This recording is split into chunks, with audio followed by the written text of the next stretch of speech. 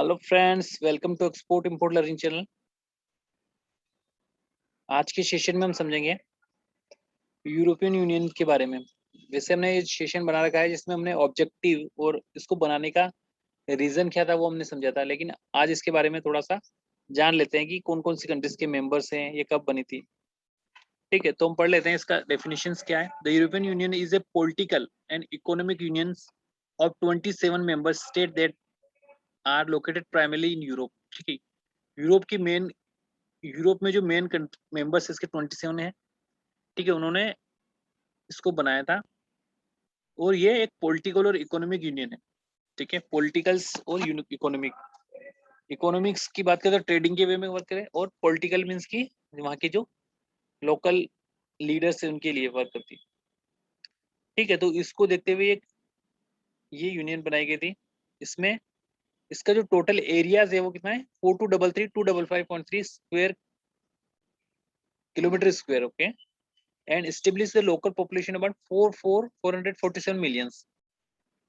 447 million यहाँ की population के ऊपर ये यूनियन बनाई गई है। ठीक है, और इसकी अगर बात करें एरिया वाइज तो ये है 4.476 million kilometre square. Headquarter location कहाँ पे, ब्रसेल्स, बेल्जियम। और ये कब बना था, 1 नवंबर 1993 में। ठीक है, कहाँ बना था, मास्ट्रिक्ट, नीदरलैंड्स। ठीक है, इसके कस्टमर सर्विस के नंबर है, you can call it if you want to know about it. ठीक है, और इसके अलावा जो फाउंडर कंट्रीज है वो कौन सी, Germany, Italy, France, Netherlands, Belgium and Luxembourg. इनको जो अवार्ड मिले उनके नाम भी है, Nobel prize, Nobel peace prize, princess of the Austria awards for the concord, Bambi, millennium awards. ये इसके अवार्ड्स हैं, क्योंकि जब कोई कुछ अच्छा करता है तो फिर अवार्ड भी मिलता है। तो इनको इतने अवार्ड मिल चुके हैं। सब्सिडरीज है, media sub programs of the Creative Europe. ठीक है, तो ये यूरोपियन यूनियंस के बारे में थोड़ी डिटेल थी। मोटिव टू सेट अप, ठीक है, ये इंपॉर्टेंट है। The European Union is set up with the aim of ending at the frequent at the bloody wars between the neighbours.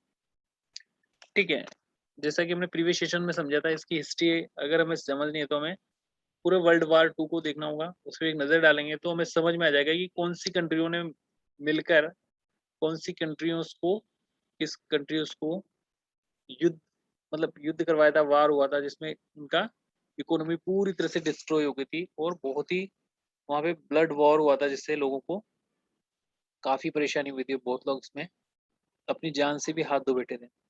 ठीक है, तो सेटअप करने का रीजन क्या था, इकोनॉमिक बिल्कुल जो जीरो हो गई थी उसको फिर से स्टार्ट करना। ठीक है, फॉर एग्जाम्पल जैसे किसी का एक घर है, उसमें पूरी तरह से आग लग जाती है, वो पूरी तरह खत्म हो जाता है, तो फिर उसको फिर से इनिशियल से स्टार्ट करते हैं।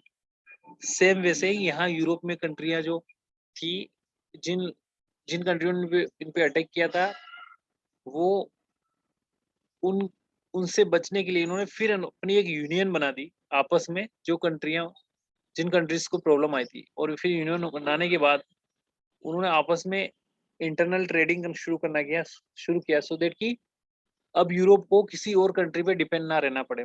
इसलिए इन्होंने ये यूरोपियन यूनियन बनाई। ठीक है, कि यूरोप के अंदर जितनी भी सोर्सेस अवेलेबल है उनको हम यूटिलाइज करेंगे और आपस में उसको कर देंगे। अगर हम उस टाइम पे क्या युद्ध हुआ था, इसलिए कंट्री एक दूसरे से जो अगेंस्ट कंट्री थी उनसे कुछ खरीदना नहीं चाहती थी। ठीक है, क्योंकि जिन कंट्रियों ने उनको बर्बाद किया वो उनके आगे अपना हाथ फैलाना नहीं चाहती थी, इसलिए उन्होंने यूरोपियन यूनियन बनाई और अपनी करेंसी सेटल की, जिसका नाम था यूरो। ठीक है, which culminated in the Second World War as of the 1950. The European coal steel communities began to united European countries to economy and political in order to secure permanent peace. ठीक है, तो यहाँ पे in country में जो natural resources थे वहां से स्टार्ट हुआ, जैसे कोल स्टील हो गया, ये इन्होंने स्टार्टिंग की कि हम जो हमारी सप्लाई देंगे, हम जिनको देंगे वो पहले यूरोप में ही देंगे। ठीक है, उसके बाद बचेगा तो हम बाहर की कंट्रीज को देंगे। तो इस प्रकार से ये इनका सेटअप करने का मोटिव था। ठीक है, सो गाइस, यूरोपियन यूनियंस के जो ऑब्जेक्टिव है वो हमने उससे पहले वाले सेशन में पढ़े, और इस सेशन में हमने जाना कि यूरोपियन यूनियन कैसे एस्टेब्लिश हुई थी, इसके कितने मेंबर्स हैं, ये कब बनी थी, ठीक है, इसके फाउंडर कौन सी कंट्री हैं। सो गाइस आज के सेशन में इतना ही। Thank you for watching the session. Have a nice day.